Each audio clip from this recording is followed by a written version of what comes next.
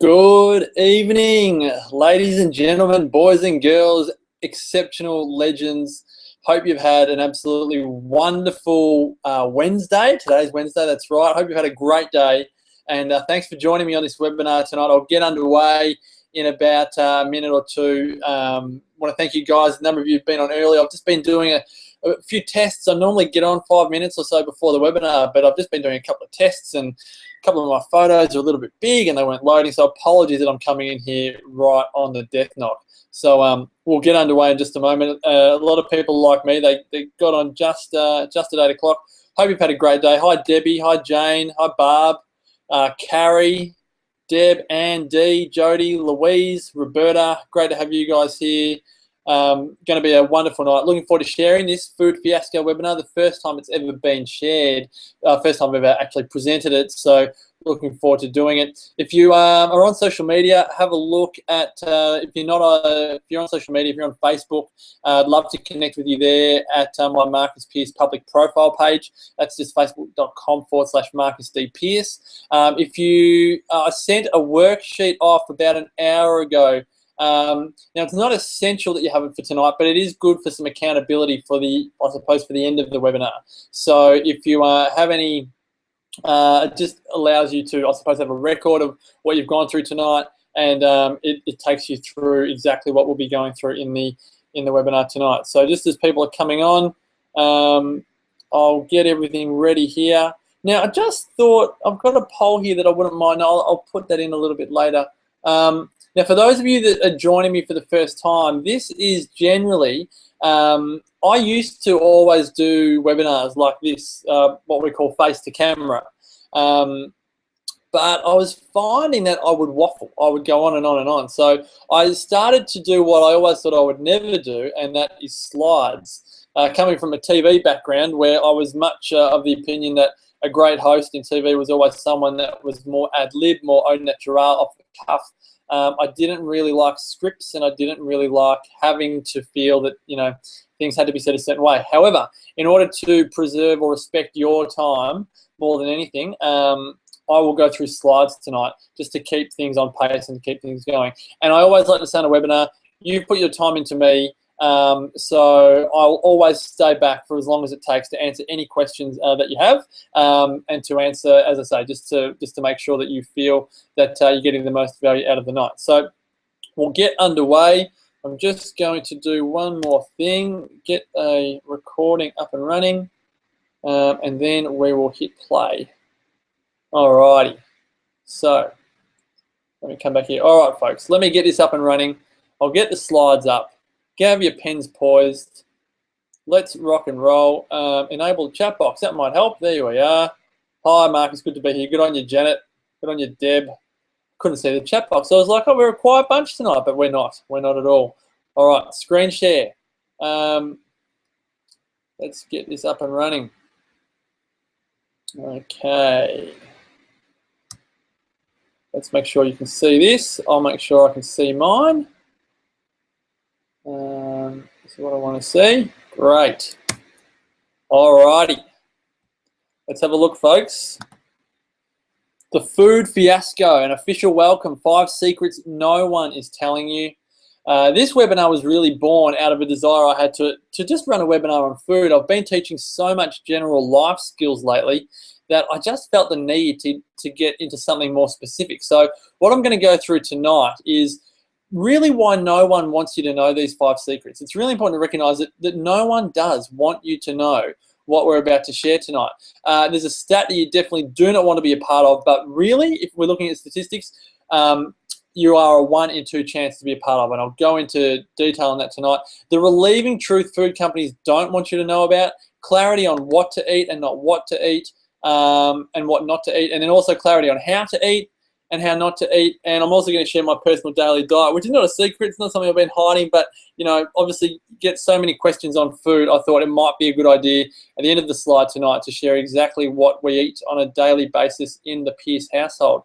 Now, most of you know who I am, some of you don't, and so it's a little bit impolite if I don't tell you a little bit about my story. Now, I just want to make sure, as I just double check all of this, that you guys can hear me okay. Google Hangouts. Marcus, what's the worksheet? So Janet, if you check your emails, what I'll do actually, let's see if I can be really tricky. There's an email. I'm just going to check if it's in my emails. Having trouble. Sorry guys, you can probably see it. Says webinar has finished. Just hold on a minute, folks. I might have sent the wrong link out to a few people. I think I did. Just if I can get this out, 2 moments. Hold on, got a little bit of a blue here. Let me see if I can just chat amongst yourselves for a minute whilst the internet. I gave a few people the wrong link, I think. So there's a few people that are probably trying to get on right now that can't get on because I've given them the wrong link. So I'm just going to log in and send people the right link, which always helps, and then we'll get underway. Apologies, folks. The internet or technology has got the better of me. Go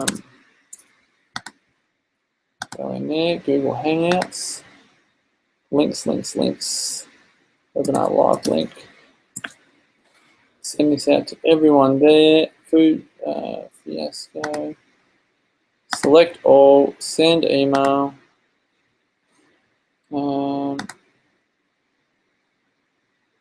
New message. Sorry folks, almost there. Correct link. Sorry, there is the correct link to access the webinar. Alrighty, and save and send. Correct link. Save and send. Immediately, yes please. Alright, that's done. Good stuff. Alrighty. Sorry folks. Alright, I'm back. And I was going to, I'm glad we can't be heard, Deb. I didn't get it either. Alright, let me get the link. That's the other thing I was going to do. Sorry again, folks. I'll just get this for you. If I go back in there, if I go back into messages, and all, and right for tonight. Correct worksheet link. Here we go, folks. Link there. Link. All right, here's the link. So you should have a link there, guys. Copy and paste that into your browser. That will come up with a worksheet. You can print that out. Now, again, it's not 100% necessary for the workshop. You will be more than you're more than welcome to go through all of this after the webinar. But as a guide to keep you going, again, it also helps. So a little bit about me. I'll bring that up here. All right, so I'll just give you a brief background as to where I've come from so you can get an idea as to why a lot of this content's been put together tonight. I wear 2 hats in my work life. One of them is as CEO of the Wellness Couch podcast network. The Wellness Couch, as you may already know, we've got a big event coming up this weekend in the Dandenong Ranges called the Wellness Breakthrough. I'm also running a special event tomorrow night in Melbourne called the Exceptional You. So for any of you coming tomorrow, I know some of you on the webinar tonight are part of the Wellness Couch Club and you'll be coming along, and some of you on the call tonight are also part of the Exceptionals and you'll be coming along. So it'll be great to have Exceptional Life Blueprint members and Wellness Couch Club members and Breakthrough participants coming along tomorrow night as well. If you are not one of those and you are in Melbourne, then more than welcome to come along and join me tomorrow. I'll send a link in a summary email at the end of the webinar. Now, a lot of people are still coming to terms with what the Wellness Couch and a podcast network is. Podcasts are definitely an emerging medium, but they're really quite simple. If you think of a podcast network as an online radio station, in our case, we have 11 shows on a range of different topics in the health and self-empowerment genre, and at present we average around 1.5 million downloads a year. 2 of those podcasts I co-host, one with Damien Christoph called 100 Not Out, Mastering the Art of Aging Well, and another called Inside the Champion's Mind, helping you overcome mediocrity in the pursuit of being world class. Now, I'm a journalist by trade. I have a background in print, radio, and TV. And I actually grew up wanting to be the next Eddie Maguire or Bruce McAvaney. That was where I thought my life would be. I was obsessed with the AFL. Again, my friends and my family would say that I still am. And I really thought that since it was quite clear that I would never be a professional footballer, the next best thing to do would be to commentate football. So I ended up, fast forward a few years, I ended up working at the Footy Show, worked with Eddie Maguire as an associate producer there. This here is a photo of my last day at the Footy Show. That was Gary Lyon and James Brayshaw's first day. That was 2006. And about 15 months before this photo was taken, I met my now wife, Sarah, beautiful Sarah, who really did help me see the light on a lot of things in life. You women are absolutely incredible creatures. 6 months before this photo was taken, Sarah and I had both gone vegetarian. I ended up losing about 7 kilos. I was 82 when I met Sarah. I was 75 in this photo. But even though I'd gone veggie, I was still smoking. I was binge drinking. I went to the gym and I really thought that was my healthiest habit. But, you know, I was a vegetarian, right? So, of course, I must have been healthy. But really, all jokes aside, this was a big step for me because, as you'll see in the next photo, I haven't always been an active and healthy kind of guy. That is me in year 12. This is 1999, my year 12 photo. I kind of laugh at it now. I mean, you look at it, I was pimply, I was pasty, I was overweight, I was not a picture of health at all. This for me is, I mean, I get satisfaction out of looking at it going, well, I've actually, you know, turned my life in a positive direction. But I look at it and go, that kind of shows me how the average Marcus could have turned out. As you'll see tonight when I go through the foundations of living an exceptional life, I was anything but exceptional. I knew I wanted to be a journo, but that and my social life were about the only exceptional things I had going for me as an 18-year-old. I did not exercise. I ate terribly. I fought regularly with my family. I had no real idea about financial independence. My spirit was entrenched in the Catholic school system, which wasn't a bad thing. It was just I was quite naive about spiritual awareness. I struggled to have a girlfriend, which as an 18-year-old is your worst nightmare. And when I look back at it, if I didn't make the effort to begin learning about exceptional living, I think I would have adopted the belief that average is acceptable and mediocrity is manageable. For those of you wondering what the D and the TT stand for, on my pocket there, I'm very happy to say, and I can tell this to Darby, that his daddy was the school captain of the table tennis team, and he also liked to do debating as well. But on more serious matters, I'm definitely a much healthier version, happier, more inspired than I was 15 years ago. But it wasn't the Pantene ad. It didn't just happen. It didn't happen overnight. It took a lot of learning, a lot of application, a lot of mistakes, a lot of heartache, a lot of personal growth. But what's really taken my life to the next level, in my view, is constant curiosity. The amount of research I've done over the past 12 years, and particularly over the last 5 years, has led me to share the type of information which I'm going to share with you tonight. So some of the content you find tonight might feel somewhat new. A lot of it, if you've seen the 4 videos that I have as part of the Exceptional Life Blueprint free training series, that will make a lot of sense. If you haven't seen that video series, then I'll send you the link in the summary video. But just as a foreground, before I get into the 5 fiascos, here's kind of an agenda of where I stand in terms of the way I see the world and how I like to help people. My own personal vision is to help as many people as possible to live truly exceptional lives. And by exceptional, I'm not meaning mediocre, average, ho-hum, or status quo. I don't mean famous or infamous. I mean honestly fulfilling, sensational, magnificent lives that lead by example and leave a legacy that you can be proud of. I don't just mean exceptional in one area of life. And this is really important, particularly around food. It's not just about work or family or food. This is the fatal mistake that many people are making today. What I mean is that I'm dedicated to helping people completely integrate the 8 areas of exceptional living into their life so that, so that even though it's not easy and it's not an overnight solution, it's that the only option when we make the decision to be the absolute best versions of ourselves is that we don't settle for anything. We don't settle for anything other than exceptional. And the reason why I say this is because we've been shown the way by people living exceptional lives today and millions who have gone before us. They've left us their clues and their wisdom. And I've dedicated the last 12 years of my life to putting these clues into a way of living that anyone can follow.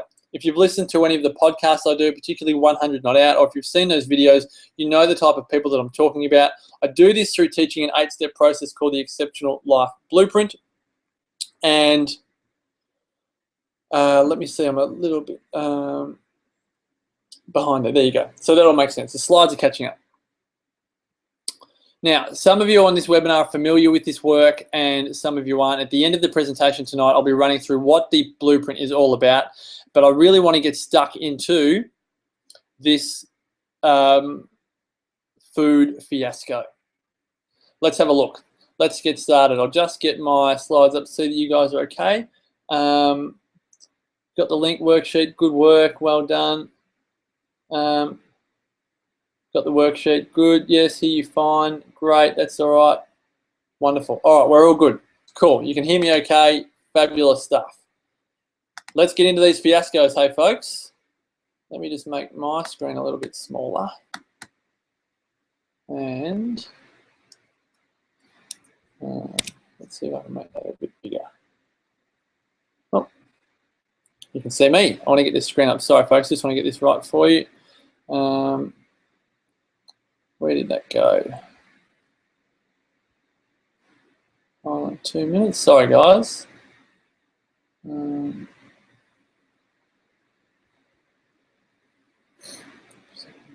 a few little dramas tonight, aren't I? Here we go. Now, share that with you. Hold on a minute. Food fiasco. Now you can see this. Good stuff. Alrighty. Now, let me get the slides up.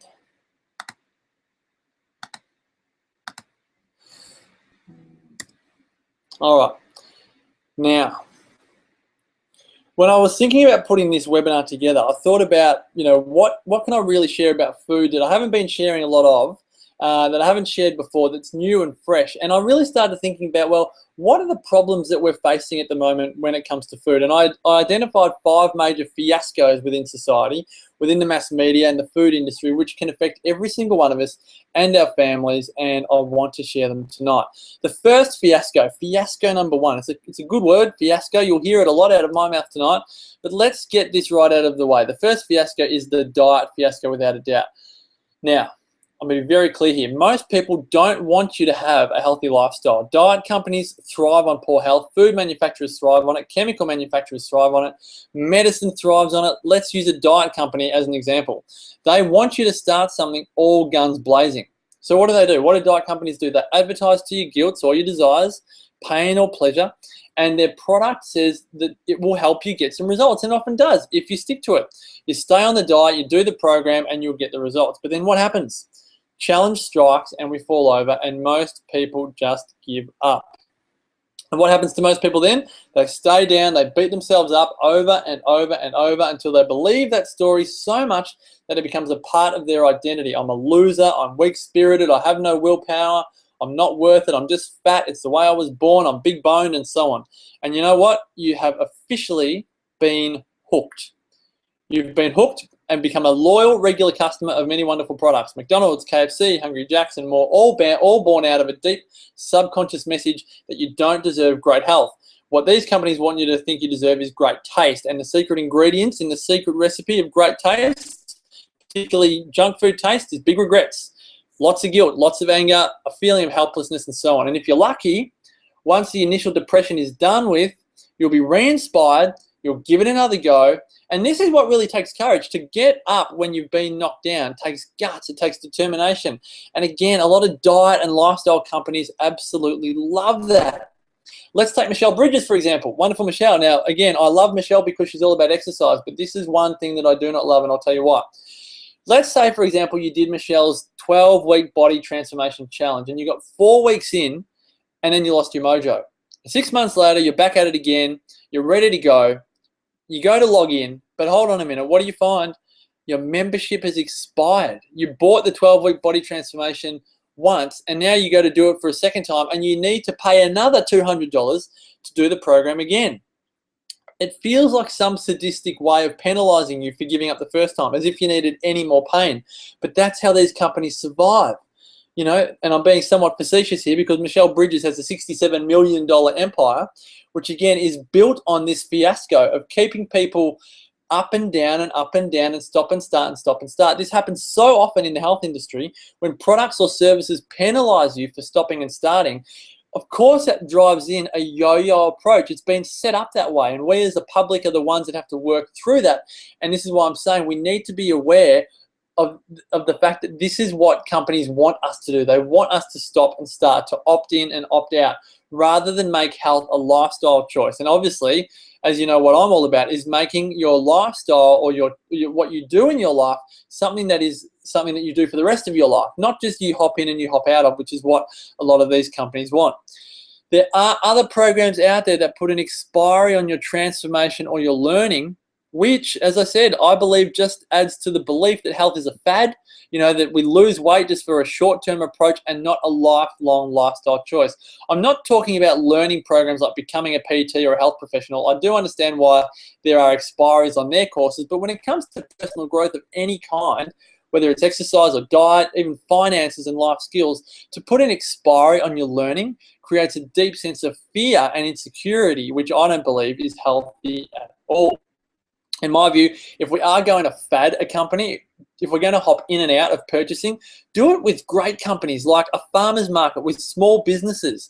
Better yet, though, support these small businesses, they're your neighbours and your local community, on an ongoing basis. It's the ultimate win-win-win. You win, they win, and the community wins. So that's fiasco number one. Now, I'm just going to put up here a poll. I want you to tell me in that poll, where's my other polls? Polls, I had a poll here. I want to know what you think. Where's my ones? I want to know, pop it in here.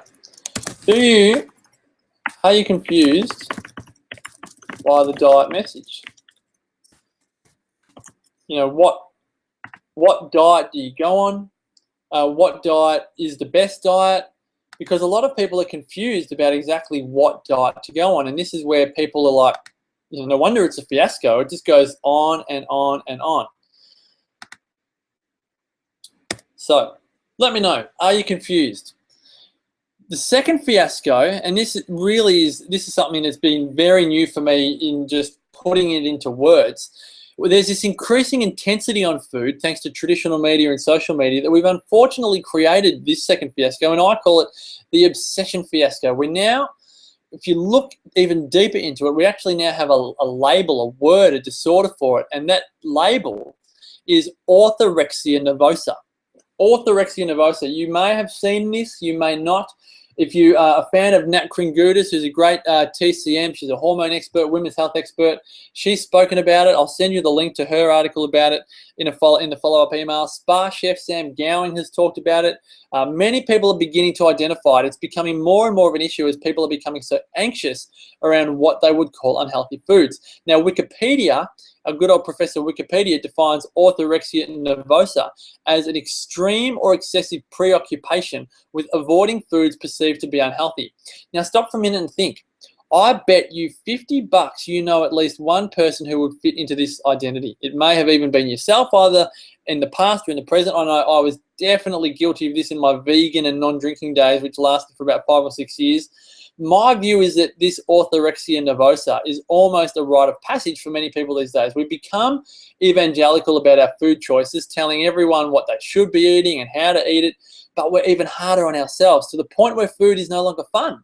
It becomes a process with very little or no positive emotion, and any food, no matter how big or small, that doesn't fit into this view of perfect food, be it commercially grown broccoli or a piece of grain-fed chicken or blimey, a frozen pea from China, sends us into a state of anxiety that we aren't sure how to deal with. And all it creates is anger and guilt.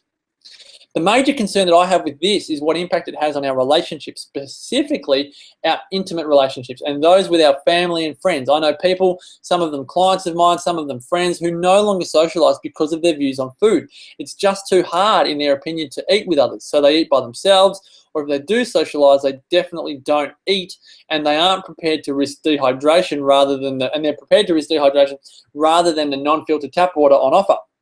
Now, you might think I'm embellishing here, and in many cases I am, but you get my drift. And there are plenty of people out there that they will rather dehydrate than drink the non-filtered tap water. And this leads me into the third fiasco. The third fiasco is the social fiasco. This is not just about catching up with people. This fiasco is about your lifespan, your quality of life, and how much you enjoy yourself. During all of my research into exceptional living, nothing blows my mind more than the health benefits of being around other people. Probably because medicine and science can't really explain it. All I can say is that we know that social people are healthier people, and that's about it. You can't put a needle or a measuring device on someone and say, oh, look, there's the biomarker for socializing. You're doing a wonderful job. But maybe because it is so immeasurable, we have been led into a false sense of security that it is not that important. Many of us now have 500, 1,000 Facebook friends, yet we are lucky to have one or two real girlfriends or mates who we catch up with regularly. So despite this reality for so many people, let me attempt to explain and hopefully outline why having an active social life is just so important. This book is one of my favorite of all times. It's by Malcolm Gladwell. It's a book called Outliers. In it, I think it's actually in the introduction, Gladwell tells the story of Roseto, Pennsylvania. Now, Roseto, Pennsylvania was a township created by a small group of people who hailed from Roseto, Italy. In the late 1800s, word had spread that there was opportunity in this country called America, and a small group of Italians, 7 or 8 of them, ventured over and started off in New York. They struggled in New York and they found work at a quarry in Pennsylvania, which was great because in Roseto, Italy, it had been built around a quarry. So they were used to that type of work. Things went so well in America that dozens and then hundreds of Rosetans from Italy made the move over to the States, and hence Roseto, Pennsylvania, a small town with an Italian population, was born. The neighboring towns were French and German, so they even had European neighbors. It was like little Europe. And here are some of them here. Fast forward a few decades, and it was the 1950s. America was going through a heart disease epidemic. For years, it was thought that heart disease was just a normal part of aging, that there was nothing that you could really do about it. Fascinating, isn't it, that only 60 or 70 years ago, we just thought as you got older, you died of heart disease. But surprise, surprise, at around the 1950 mark, younger people started dying from heart disease or being diagnosed with it, and people twigged that food particularly may have something to do with it. Fascinating, isn't it, that heart disease only really became a problem a generation after chemical-rich and processed food came on board. Fancy that. But this is about to take a twist, this story. One day, a medical researcher was on holidays in Pennsylvania and caught up with the local doctor for a beer. The doctor said he was absolutely fascinated that the Rosetans weren't dying of heart disease like the rest of the country. The researcher was intrigued and discussed doing a research study on this community of Roseto, Pennsylvania. What they found was alarming. Their diets were not your typical Mediterranean diet. So obviously the first place they went to was food, but their Mediterranean diet from Roseto, Italy was too expensive to import. So they had American pizzas and white sugar and white bread, and they had average diets, and they smoked and they hardly exercised, and they weren't really a model of great health, but they did not have heart disease. I want you to think about this. They did not have heart disease, and they did everything that we say today is causing the heart disease. So what do you think was going on? How could this be? Was it the air? No, they checked the French town and the German town and they saw similar death rates to the rest of the US. Was it the genes? It wasn't the genes. They checked the Rosetans from Italy who had moved to other areas of the States, and they had death rates similar to the rest of America. So what do you think it was? Well, they actually gave up. They gave up on the study because they could not find the answer. Until it was another typical day in Roseto when the researcher, Stuart Wolfe, went for a walk down the streets of Roseto town, and he had an epiphany. He looked around him and noticed that everything about Roseto was different. People talked to each other. They smiled at strangers. They expressed their joy and their happiness with friends and their sorrow and challenges. He dug deeper and recognized that there was little class structure in Roseto. The rich weren't, ostracized from the poor. They happily congregated with the poor. interestingly enough, town gossip was openly expressed, but not in a behind your back way, more in a way that was intended to help the person or family who was struggling. Quite simply, in Roseto lived a loving and close community. The reason why this story is not so widely known is because an active social life is not a drug. It's not a supplement. We cannot and never will be able to turn it into a pill. We've tried to turn it into a program called Facebook, but that hasn't worked either. And interestingly, whilst the community movement is in full swing around the world, there is no doubt that we are feeling more and more ostracized and more lonely. Technology is one reason, and food is another. Now, I like to use these three girls as an example of what I think great food and great social lives look like. Karen next to me there is a vegan. She loves animals, hates eggs, can't stand animal products. Cindy in the middle, in the red, is as carnivorous as they come. That's Cindy O'Meara there. And to Cindy's left, Kim, well, before I say that, I've said here that Cindy, she will eat meat off anything, bones as well, do broths and all the rest of it. Kim, to her left, cannot stand broths, cannot stand red meat, can't stand the look of it. She'll eat white meat, but you know what I love about all of this? They all love each other to bits. They're best friends. They spend time together, and they absolutely love it. They don't let their views or feelings on food get in the way of their relationship. Cindy's not telling Karen to eat meat, and Karen's not telling Kim and Cindy to stop eating meat. When they eat together, they all just get what they want, eat what they want, and they leave it at that. And this is not easy for a lot of people to absorb, because a lot of people go, well, I don't know if I can really do that, but it can be done, and particularly with friends that you absolutely love, it almost must be done. Now, look, one last note on the social fiasco here. What you see here is a picture of California, and the reason I put this here is for perhaps one of the most important studies ever done on human health. Lisa Berkman and her team of researchers at Harvard did a study on 7,000 men and women and measured lifespan, social lives, and diet. What they found was remarkable. People with average diets, yet active social lives, lived longer than those with great diets and poor social lives. Let that sink in for a moment. I'll put it up here again. People with average diets, yet active social lives, lived longer than those with great diets and poor social lives.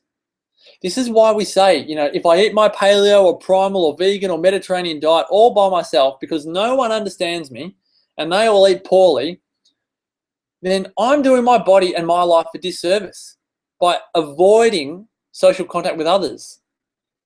This is what's refreshing about this. Those with great diets in the study and great social lives lived the longest. This is refreshing. So I've just been talking about perhaps loosening the rules on food somewhat and focusing more on enjoying food with others in a social environment. In a moment, I want to do a sharp turn and go down to the next one, but I want to know what you think about this. Like, what do you think about socializing? Put it in the comments here. Do you find it difficult?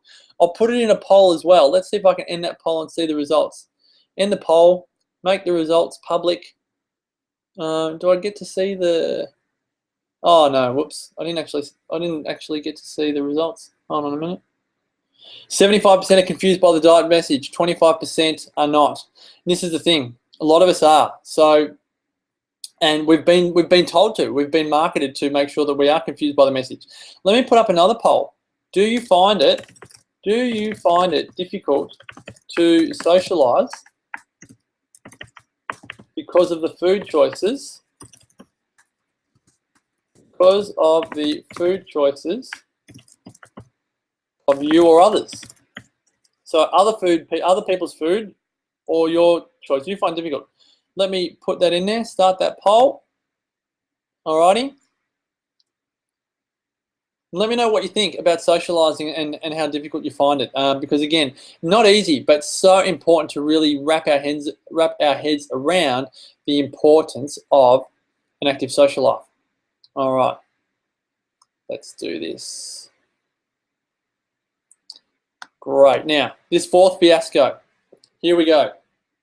It's going to be This is where we get into some real nitty gritties. Have your pens and paper handy here because we go through a few stats, some really important content. The fourth fiasco is the disease fiasco. And whilst I've just recommended that we loosen our rules in order to re-engage with the people that we love more, this doesn't mean we throw our hands up in the air and go, all right, stuff all of this healthy food propaganda, Marcus. What's the use? I'm off to get a block of chocolate and a can of Coke. That will make me more social. No, no, no, because then remember, they've got you for life. They've got a customer for life, a fast food, junk food, junkie, and we don't want that. And worse still, you become part of this fourth fiasco. You don't want to be part of the disease fiasco, and let me tell you why.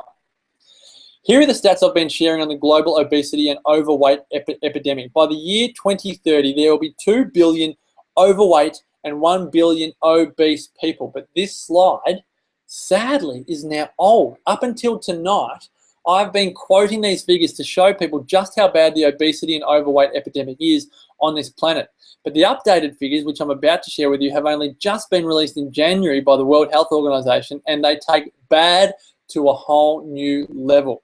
Here is what we now know.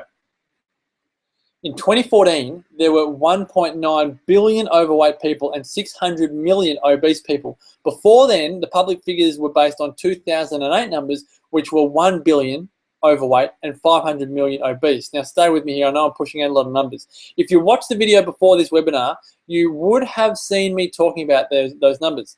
What's disastrous about this is that we have quickly exceeded the worst projections. Remember, if I go back here, the 2030 projection of 2 billion overweight people and 1 billion obese people has already been achieved effectively in 2014 with 1.9 billion. We're pretty much at 2 billion.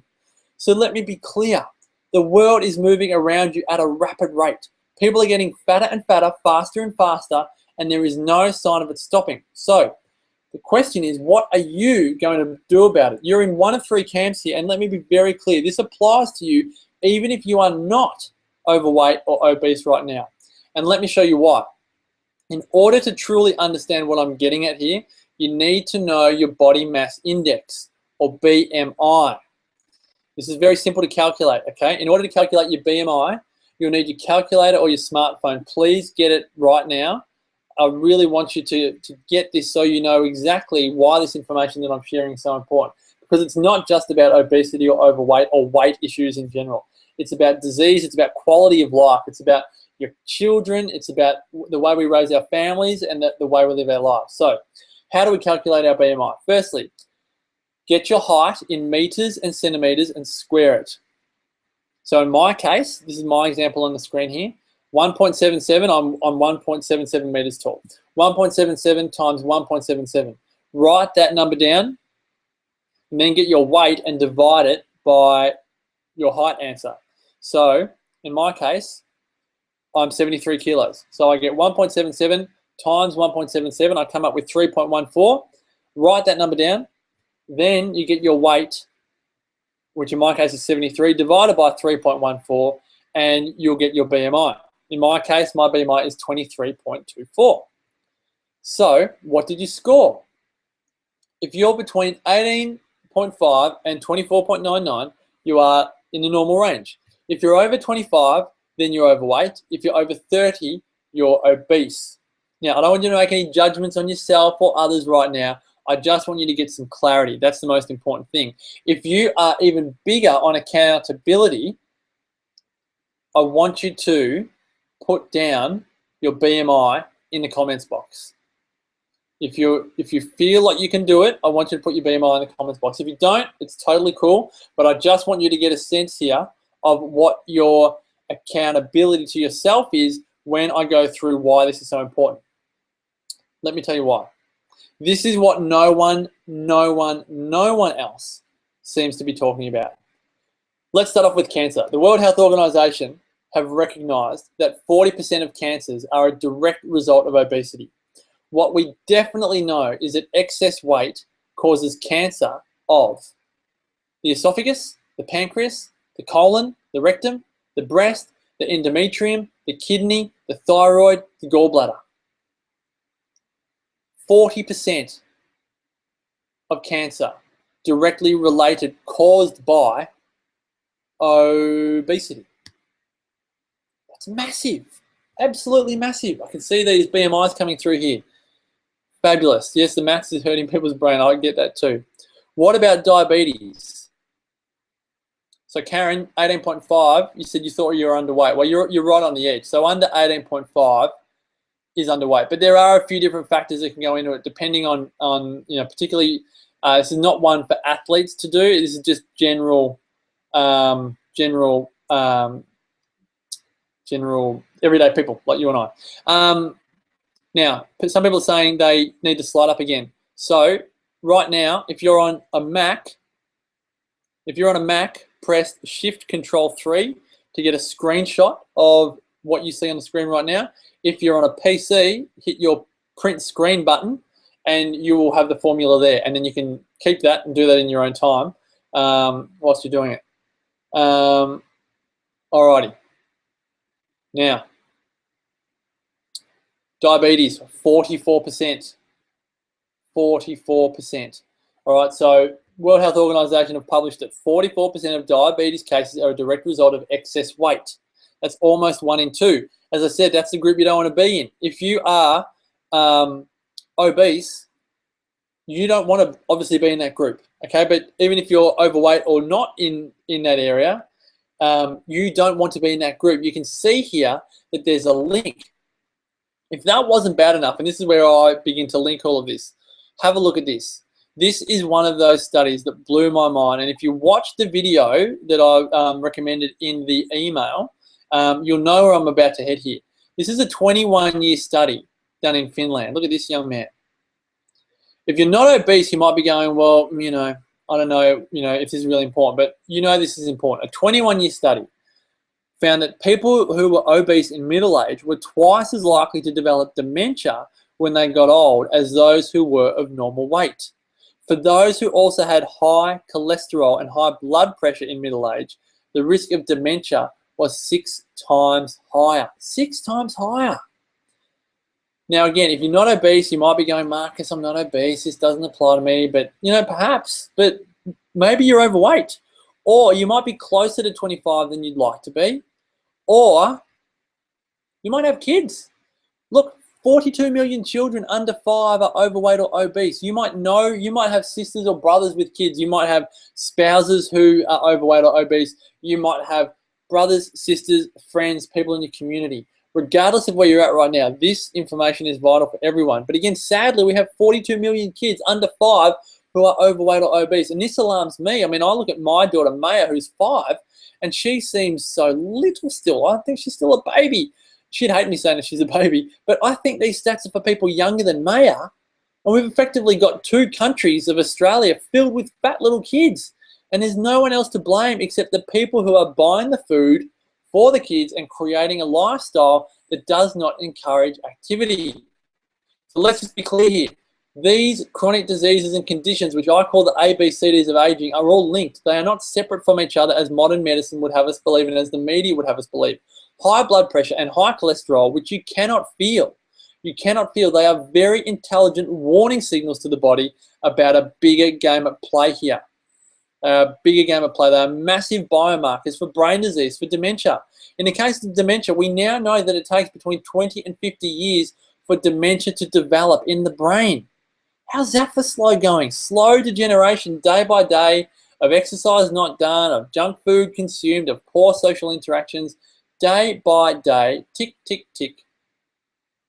There it goes. It's something that we have to give. We have to just begin to put the links together. Now, I've got a couple of comments coming through. Great work, everyone, on putting your BMIs down. Great accountability. Janet's got a question. I think BMI is only a guide. I was once told it was developed for men by the life insurance industry, so it doesn't take into account the differences between male and female bodies. You're spot on, Janet. It's not an exact science, but the reason why I use it in this example is because it is the measurement that's been used by the World Health Organization to get numbers on chronic disease and death of chronic disease. So whether it's a right or wrong, good or bad, or accurate or not, what it's saying is that if we measure people this way, we see that 40% of people that have that measurement have cancer. 40% of people that have, 44% that have that measurement have diabetes. So this is why it's not about, like you say, Flix just said, it doesn't consider muscle mass. And that's why if you're an athlete, if you were an AFL footballer, if you were someone that, particularly an athlete that relied heavily on muscle, it's not an accurate description. For everyday people, if you exercise every day, but you're an everyday folk like me that goes for a jog or does other kinds of exercise, it's a great measurement to have, particularly when we're talking about these chronic diseases. So take stock. Ask yourself some of these hard questions. Are you middle-aged? Let's call that 35 to 55. Are you overweight or obese? Do you know others who are? What are you going to do with this information? How can you fix this fiasco in your own family or your own circle of influence? This type of information really, this should be the lead story on the news every single night. It shouldn't be read with calm and ease. We should be reporting this with the same intensity as if we were in the drop zone in the middle of Afghanistan. We talk about having this war on poverty and this war on obesity, but no one really talks about what it means. Now, if you're watching this and you're feeling glum, there's a few people feeling glum about obese children. Look, I get you. It is glum. It's squirmish. Like, to think of how bad it really is. I'm telling you, things will pick up in a moment. We'll get onto the good stuff. But just think that we can't sugarcoat this. We can't say it's okay. We can't. I know that's a bit of a pun to sugarcoat it, but this is fundamentally important to our quality of life and death as we know it, particularly when it applies to so many of us. Middle age is great, Karen. Middle age is good. Any age is great. Being alive is great. All right. I'm 33. I should have put in there 33 to 63, hey, just so that I could say based on that number. I Googled middle age. If you Google it, everyone's got a different answer. So I just had to put a number in there. So Karen, let's make it 45 to 65 if you want to. All right. Let's move on to this final fiasco. The good old magic bullet fiasco. In many ways, this really is a combination of all of the above. We've been taught to believe that if we eat right, then everything will be okay, which, as you can probably gather by now, is dead wrong. We've somehow been hooked into the belief that if we are paleo or raw or vegan or primal or vegetarian or whatever it is, then all will be swell, or at least we won't develop this chronic disease. But it doesn't, people think that it doesn't matter if we don't socialize or if we don't have great relationships or if we avoid exercise or if we eat right. But there's people that hate their life that are eating great diets. We have to recognize that we need to integrate this. Nothing could be further from the truth of this magic bullet, this diet being the answer, something that's going to cure every ill. When we look at the longest living cultures around the world, you quickly recognize that whilst food is a fundamentally, important part of a long and healthy life, it's not the only part, or it's not even the most important part, which is what we have been taught to believe in the West.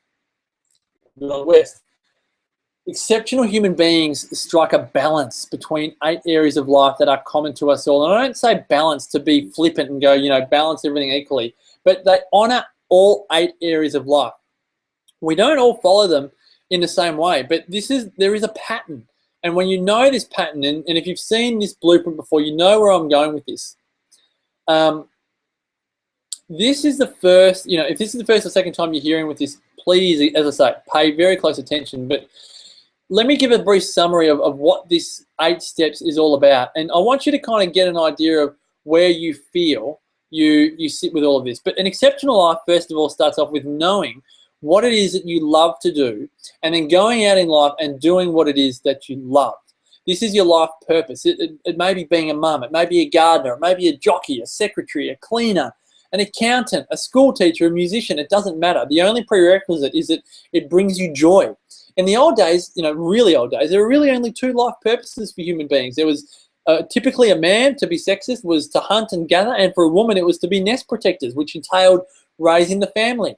Nowadays, in the freedom that we enjoy, there is so much to choose from that so many of us are confused, overwhelmed, and fearful about living our life purpose. On top, I did a webinar recently with people, and 94% of people, I did a poll just like I did here recently, 94% of people said that they weren't sure what their life purpose was, or they felt like they weren't living to it. So we've got this world that's so stressful and hectic, and people are struggling to take time out of their life to really contemplate what it is that their life is about. But the most exceptional people ever to live, they know what their life is about. They do what they love, and they love what they do. This is the first part of what I call the non-negotiables to a quantity of life. Now, let's add the next layer here. The second ingredient in an exceptional life is regular movement. This annoys a lot of people in today's world because everyone eats, but not everyone exercises. That's the issue we face in a world where exercise is now an alternative. We have cars now, we have vehicles.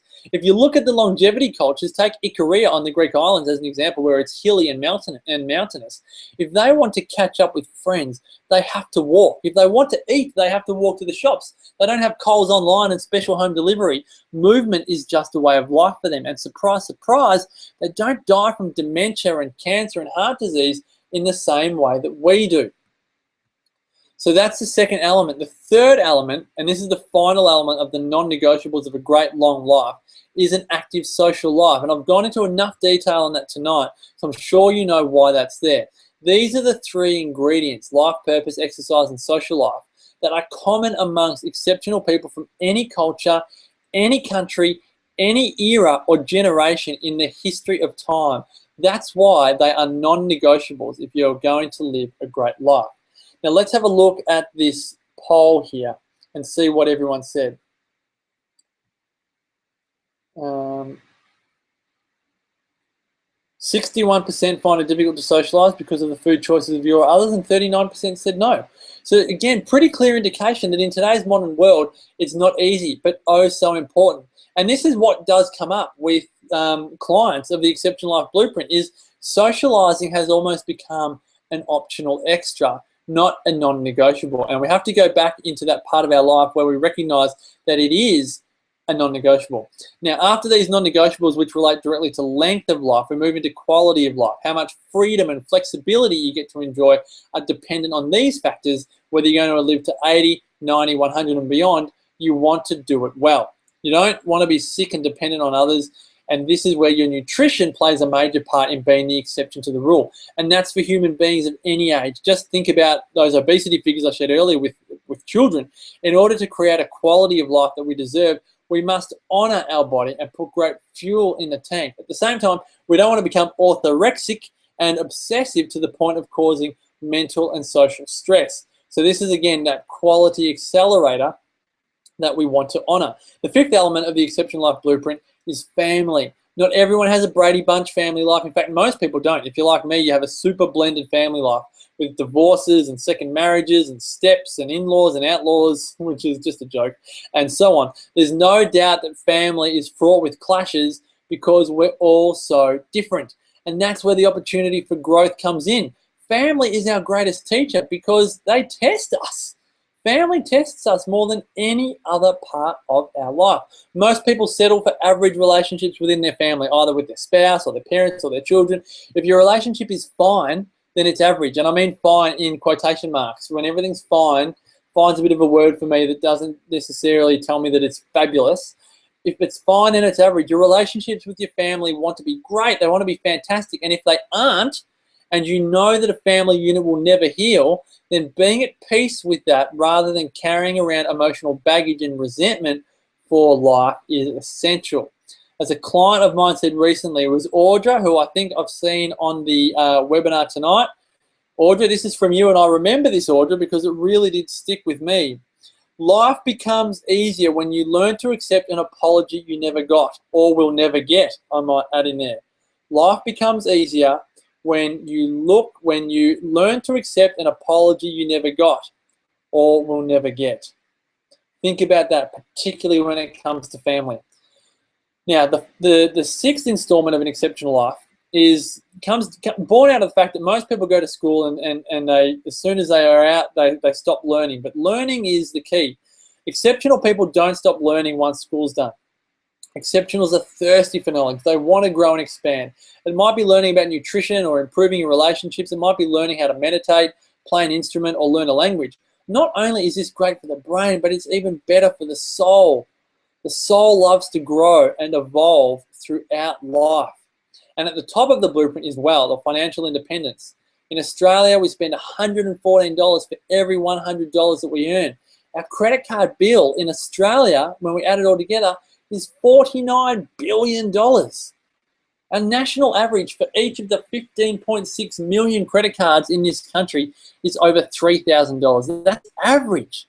That's mediocrity right there. And again, having once been in the place of having $55,000 in credit card debt myself, I'm not sitting here on a high horse saying this. I've learned the exceptional rules of wealth the hard way, and it has not come easy. At the same time, I'm hell-bent on helping people who are in a similar place to where I was get out of that financial hole. That, like it or not, it does impact every other area of the Exceptional Life Blueprint. And finally, and most importantly, what encapsulates the entire ELB is your spirit or your soul or your faith. Whatever you like to call it, if you don't put you into this Exceptional Life Blueprint, then it's information only. It's not personal to you. In addition, while most people have a limit or threshold to their beliefs at a deeper level, and pardon me for going a bit deep and meaningful here, our soul has no limits. Our soul sees the perfection in everything, no matter if we consciously label it good or bad, right or wrong, love or hate. The perfect example of this, who I speak about regularly, and some of you are probably sick and tired of me talking about it, but I just love her, is Alice Hertz Sommer. Alice Hertz Sommer, up until her death, age 110 early last year, was the oldest survivor of the Holocaust. And she did not hate Hitler. She forgave him for the murder of her husband and the millions of others who died. And she went on to live a very happy life. Her mantra was, I have no room for pessimism or hate. She truly was a limitless soul and a great inspiration for us all. Her life was encapsulated in an Academy Award-winning documentary called The Lady in Number 6. I'll send you the details and the links to that in the summary email. But this is the thing, our spirit has no limits. So what does this Exceptional Life Blueprint actually look like? I'm going to take you through this online program that I've created in order to create an exceptional life.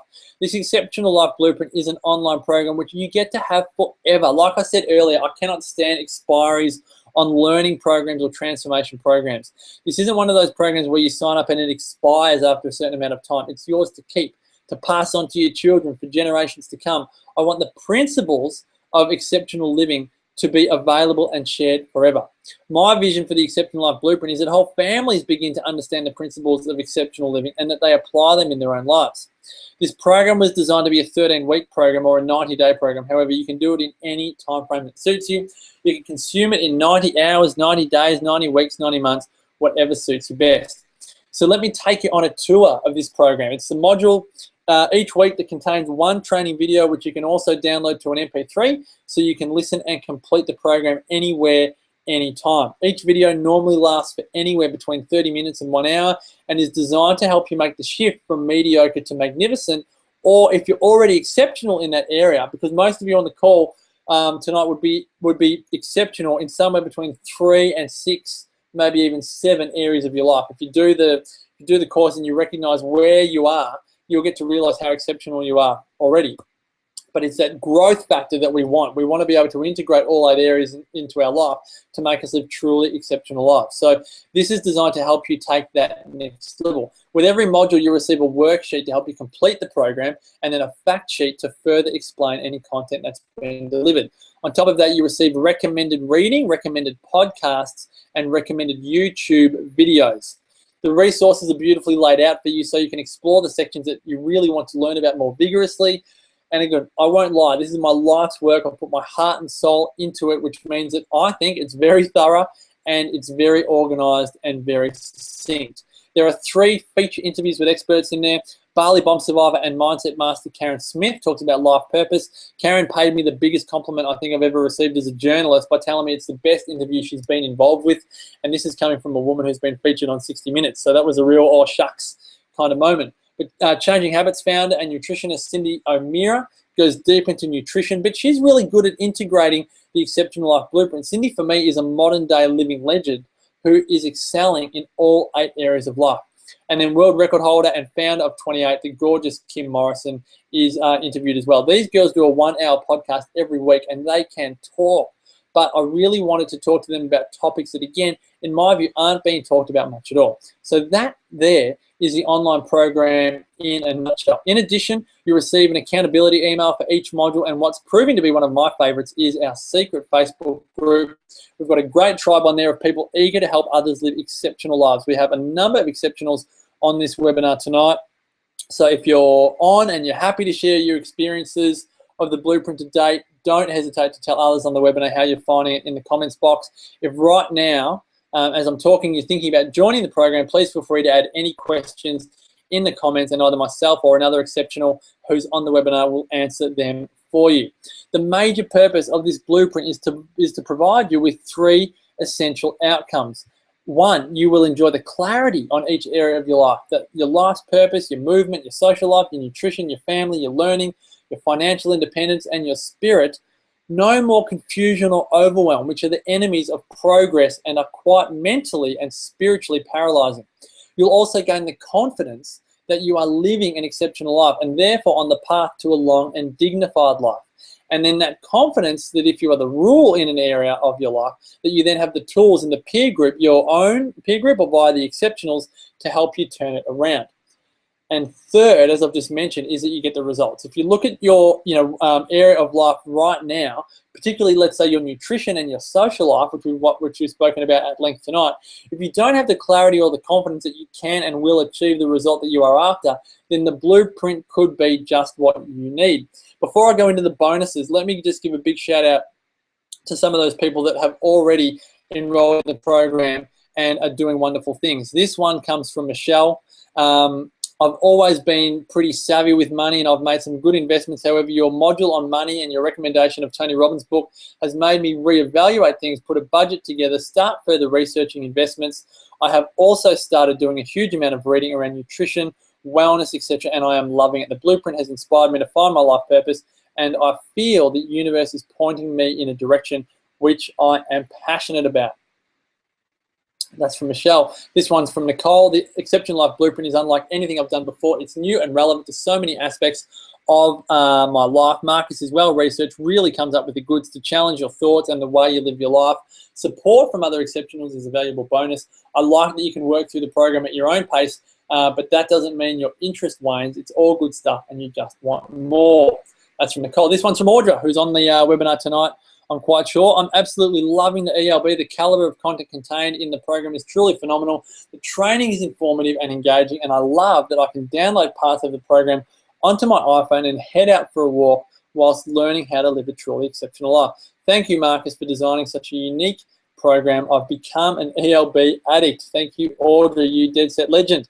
And this one is the last one from Cheryl. I would really call the Exceptional Life Blueprint retraining your brain, giving up your old thinking and give yourself permission to excel in life. My motto was, why be ordinary when you can be extraordinary? But you have taken it to another level, and I really appreciate it, Marcus. So, you can see the difference the blueprint is making in people's lives. However, I'm not so bold to say that the blueprint is for everyone. That's why, as a result, the blueprint comes with a no questions asked 30-day money-back guarantee. In addition, I won't ask for the online bonuses back, which I'll reveal in a moment. They're in itself valued at over $1,500. Now, if you know me, I used to teach these principles in a one-on-one coaching format, which is great for its intimacy and accountability, but it was frightfully expensive. It would end up costing around $1,000 a module or close to $8 grand. The blueprint, I'm happy to say, is nowhere near that price. If I'm asked to speak at a conference or an event, my speaking rate is $2,000 at a minimum, and those presentations generally only go for about an hour or 90 minutes maximum. But thanks to the internet and its ability to share exactly the same information and more and provide accountability in a different way, I'm thrilled to be able to offer the blueprint at what I believe is an exceptionally affordable price. And there it is there. For a limited time, the Exceptional Life Blueprint can be yours for a down payment of $197 and 5 monthly payments after that, or if you prefer, you can save a bit of coin and have it for one payment of $997. Now, I've also had a number of inquiries recently about a third payment option, and I've decided to offer that to you if you are on the edge financially and you really want to enroll in the program, and that's 12 monthly payments of $99. So I'll put that up on there now. You can see that on your screen. You can see a link there. If you'd like to join the program, you'll see a link there that says show me more, and you'll see what everything that's involved there. So there are your options in terms of payment. So the question is, are you ready to make 2015 absolutely exceptional and the best year of your life so far? Will it be a copy and paste of other years, or Will you do things differently and take 2015 to a whole new level? If you are ready, click on the link that you see on the screen. You'll be taken to the order form page to begin the enrollment process. If you know you are ready to upgrade your life to exceptional on all levels, then you will love this program. For some of you, this program will feel like just the program you have been looking for to take the next step. But for others, you might be thinking it looks great, but either you're not sure if it's, if it's for you, if it's something you need right now, if the timing's not right, maybe something for later in the year. Let me just say two things.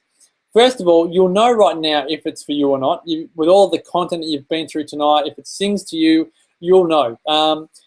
I haven't gone through the bonuses yet, but you'll know in a moment what they are. There's a flutter in the stomach when you know when you're going to buy something and you know that it's what you want, then you kind of know what it is. But when it's a no, it's a no. If the top doesn't fit, if the jeans don't fit, if they're too expensive, if it's just not right, it's also a pretty easy decision to make.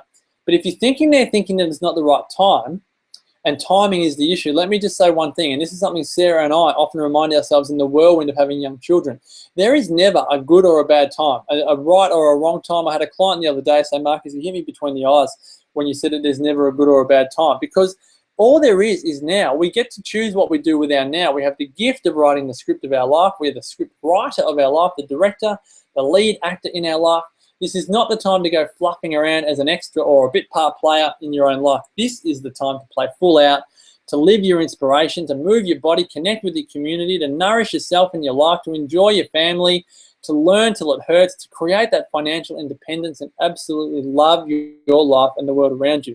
Whether you join the blueprint or not, all of this still applies. So if it is for you, I recommend you make a decision to enroll whilst you can. The offer is strictly limited. It's normally $14.97, but it's currently going at a full $500 off if you're ready to kickstart the exceptional 2015. Now, as I mentioned earlier, there are over $4,500 in bonuses as well, which will delight all of the learning senses. The first incredible bonus is 35 hours of Powerhouse Wellness. As you know, I conduct the Wellness Summit each year, and so far our speakers have included Pete Evans, Joe Witten of Quirky Cooking fame, David Gillespie, author of Sweet Poison, Nicole Bilsma, the Wellness Guys, Up for a Chat Girls, and many more. Now, you not only receive the digital video downloads of these summits, you also receive the audio as well. So again, you can access them anytime, anywhere, and that's valued at $591.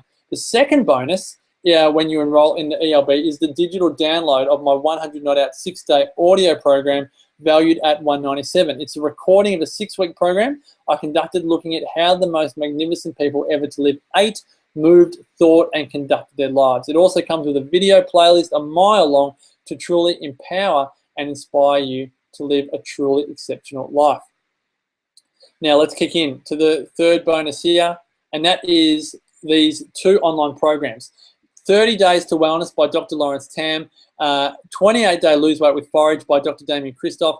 Both of those are valued at $197. We're nudging towards $1,000 in bonuses. The fourth bonus is 2 wonderful ebooks. One from Cindy O'Meara, which is a 50-page report on the cholesterol scam, and from Kim, you receive the ebook which she co-wrote with Cindy called 53 Shades of Chocolate. This is one of my favorites. It is all about chocolate in a regular format and Thermomix format. So there's 106 ways to eat chocolate in there.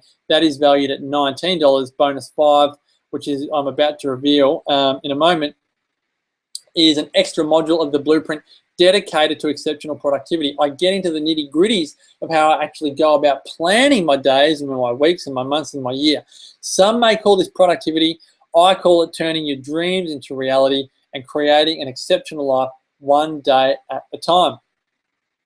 Bonus 6 is perhaps my favorite bonus because I believe there's nothing like a live event to create change. If you've enjoyed tonight's webinar, if you know you're going to join the blueprint, then I can tell you right now, joining 200 other like-minded exceptionals in one of Australia's most picturesque locations and creating your own exceptional life blueprint over one magical weekend will be something you will never forget. I'm even more excited because my good friend and supermumpreneur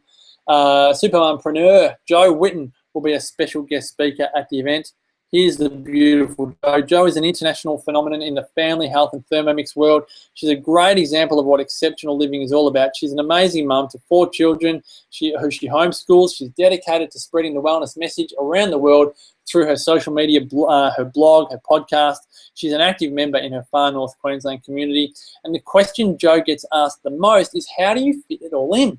And that's why I say I'm thrilled to announce that Jo will be teaching her secrets of success and her own exceptional life blueprint in Byron Bay on June 20 and 21 this year. Now, I do get asked from time to time, Marcus, what if I can't make Byron Bay? What if I've already got something booked or a wedding or something else? What if I live overseas? No problems at all. The tickets are fully transferable. So one, you can either give them to a friend or family member, or you can postpone your attendance to a future Exceptional Life Blueprint Live event, so it doesn't have to be this event that you attend. So that's a double pass to the Exceptional Life Blueprint. That's valued at almost $3,000. Bring a friend, bring your spouse, bring your son or daughter, make a winter escape out of the trip and take your life to the next level in the process. And the 7th and final bonus is 2 one-on-one coaching calls with myself. Now, after some of my launches and promotions, what ends up happening is some people miss out on these calls, and the softie in me doesn't like that. So here's my special offer that makes me happy and hopefully you happy too. Everyone who enrolls in the program, Emma, can't wait for Byron Bay. Can't wait to have you there, Emma. It's going to be awesome. Everyone who enrolls in the program tonight receives at least 1 call with me, and the first 5 action takers who enroll receive 2 calls valued at $500, which I think is a great win-win. If you're like me and you get things done when you have some personal, accountability with other people, think a personal trainer, then you will love this bonus of the blueprint. So there are your bonuses, folks. Over $4,500 in bonuses alone. So let's just do a quick recap there before I share with you my new, not my new diet, but what we eat in the Pierce household. I'll share that with you in a moment once we've done a recap here. So we've got the Exceptional Life Blueprint Training Program valued at $14.97. You then get a large chunk of bonuses, 7 bonuses there. The Wellness Summit Home Study Program, the 6-day 100 Not Out audio program, 2 4-week programs, online programs, 2 ebooks from Cindy O'Meara and Kim Morrison, a bonus 14th module with the Blueprint on Exceptional Productivity, 2 tickets to the live event in Byron Bay, and 2 personal 30-minute one-on-one coaching calls. That's a total value of over $6,000, and you can get started for as little as $197 a month. Or 1 payment of $997, or if you want a better cash flow option, 12 payments of $999. Can Damien Christoph come to Byron Bay as well? That'd be nice. He might come up for a holiday. That would be lots of fun. Now, questions. You ask the questions, I'll give the answers of what I can, whether it's about the blueprint, if you've got any questions about the blueprint training program, any questions on the fiascos I've shared with you tonight, any questions in general. As I say, I am just so happy that you guys put the time into coming onto these webinars. It's absolutely fabulous. I'm really just so grateful that you do it. We're all busy, and so as I say, I'm absolutely thrilled to bits that you put the time in. So any questions that you have, I'll have a scroll through the chat box to see if I've missed any throughout the night, but any questions that you have, put in there and I'll discuss them for as long as you want. So whilst you put your questions in, let me give you a regular day's menu in the Pierce family household. This is Darby at breakfast this morning. This wasn't, so much the complete breakfast, because our farmers market was half empty on Tuesday because there was so much rain up here over the last week that there was the lettuce lady wasn't there, the tomato lady wasn't there, the strawberries weren't there. Sarah came back a little bit despondent because a lot of her regulars weren't there. But this was breakfast: eggs, greens, an omelette. It's either an omelette or scrambled eggs. It was an omelette this morning, bit of sauerkraut, and some greens inside that omelette: kale and mushrooms and capsicum and zucchini and the rest. That would normally be breakfast. We seem to go much better on a savoury breakfast than a sweet breakfast, particularly our kids. Here are the kids having some morning tea. That would be, this was from a couple of weeks back. Morning tea would be this, or it would be, the chocolate recipe. If you've seen those chocolate recipes that I did recently on video, I'll send you that in the summary email as well, in case you haven't seen it. But I like to make a chocolate pudding cup or chocolate milk. I'd normally have if I had a chocolate milk, that would more be for afternoon tea. But generally be some kind of fruit, for morning tea, or maybe that chocolate recipe, that chocolate pudding cup. Lunch would always be a platter. We just get a big platter. See the platter there with the watermelon and the cantaloupe on it? Sarah will just get boiled eggs, maybe some more sauerkraut. Sometimes we sometimes put some tempeh on there. We get this great Byron Bay tempeh, which is chickpea tempeh or fava bean tempeh, or we'll have some meat on there. Might be some rissoles or some leftover chicken from the night before, and then just a heap of salad. She often puts a pesto dip on there with some dippers as well, and it's just a bit of a free-for-all, and that's kind of a lunch staple that we really like. Afternoon tea is normally a smoothie, or as I said, a chocolate milk, or sometimes we go without afternoon tea. And then dinner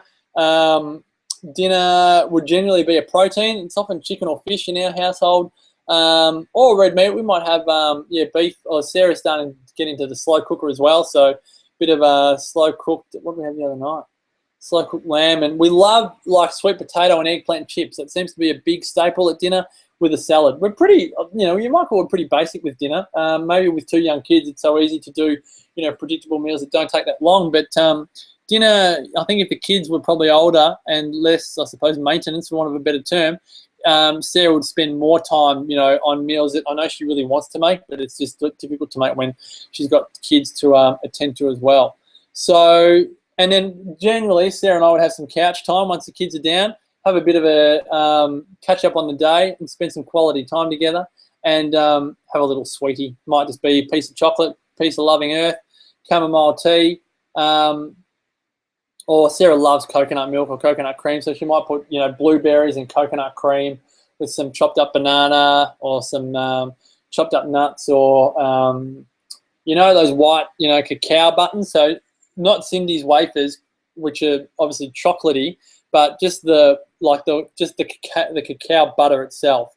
We get them in those little balls, or just the little buttons, and like to put them in as well, and they're just delicious. So that's our daily menu, folks. Let me take my screen off. I'll come back to you. And this has been awesome. You guys have been fabulous as always.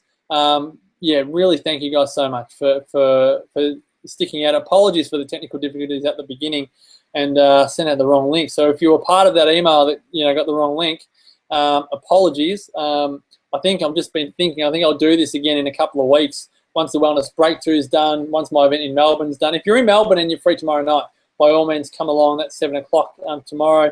Let me have a look back here at the comments. Feel free if you've got any questions about anything, any topic, always happy to answer them. Want to say a couple of things about BMI. It definitely is a guide, guys. So if you're doing your BMI and you're getting antsy about it, don't get antsy about it, but just know that particularly if it was, 25 and over, that according to those World Health Organization stats, they are based on BMI. So if that's the wake-up call, you need to go, right, I do not want to die of, of cancer. I don't want diabetes. I mean, diabetes leads to taking limbs off, particularly feet. We don't want, diabetes is not just a blood sugar thing that you don't feel. Diabetes has a very unhappy ending. So if that's the shock that you needed to go, you know what, enough's enough, this is where it has to happen, then that's really the purpose of that exercise. Well done to you guys on actually putting in your BMIs, because it's very personal information. So I think it's all credit to you that you did it. Cool. Let's have a look here. No issues. Good. People coming tomorrow, that's great. Debbie's coming tomorrow. Cool. All right, I think that's good there on the comments. Any more at the top here? Karen says, I've been struggling with a chronic health issue for 9 months, which prevents me from exercising and socializing. It's a struggle to remain positive. It seems to be affecting all areas of my life. I feel like I just want to snap out of it and change the whole situation. I think the one-on-one sessions could be a great kickstart. Karen, absolutely. Absolutely. If you've joined the blueprint and you're ready for it, let's get this sorted. I would love to help you. This is again, as you can hopefully tell, this is what I'm passionate about. This is what I'm inspired about. This is what I love to do. So by all means, would love to help. Carrie says thank you. Carrie, you're a dead set legend. If that's the Carrie that I think it is, you are a dead set legend. And if it's a Carrie that I might not know, You are also a Dead Set Legend. My pleasure, Kate. Thanks for joining the webinar. It's been an absolute joy. Now, guys, if there's no other questions, I'm happy to respect your time and end the webinar. If you've got any other questions, put them in. I'll just check here the polls. They're done. Great work. Thanks to everyone for doing that. That's ended there. If you've got any other questions, let me know. Let's make sure we've got everything sorted here. Good one. Alrighty. Okay. So I think we're good there. Fabulous. Well, let's have a look here. See you at the breakthrough, Lana. It will be great. Glad you enjoyed the webinar. My pleasure, Debbie. Looking forward to seeing you tomorrow as well and at the breakthrough. It's going to be great. Karen, feel free to be in touch. My pleasure. Been great having you on the webinar. If you've got any questions at all, just drop me a line. Sharon says, informative as always. My pleasure, Sharon. Glad you enjoyed it. Thanks for sticking by me through those technical difficulties at the beginning. Jody says, thanks so much. I also get so much out of it inside the champion's mind. Oh, Jody, you're an angel. Thank you for your energy, time, and enthusiasm. Thanks for the love, Jody. That's awesome. Thank you very much. That's okay, Michelle, if you missed much of it. The replay will be available soon. It will be out tomorrow. So as soon as it's all ready to go, I will send you, if it's ready tonight before I go to bed, I will send it to you. If not, it will be sent to you first thing tomorrow. All right, guys. Well, I'm going to say, mwah, sweet dreams. Have a wonderful rest of your night. Thanks again. Thanks for joining me on this webinar, the Food Fiasco. I think I will do it again. Jody says, will there be a wellness summit this year? There will be. There will be, Jody, and that will be announced shortly after the wellness breakthrough. So this will be done. The summit will be announced as soon as the breakthrough is over. One thing at a time for the male brain. You know me. Sweet dreams, Auntie Kate, you Dead Set Legend, and sweet dreams to all of you. Have a wonderful night. Thanks again. And as I like to always say, as always, may the rest of your life truly be the best of your life.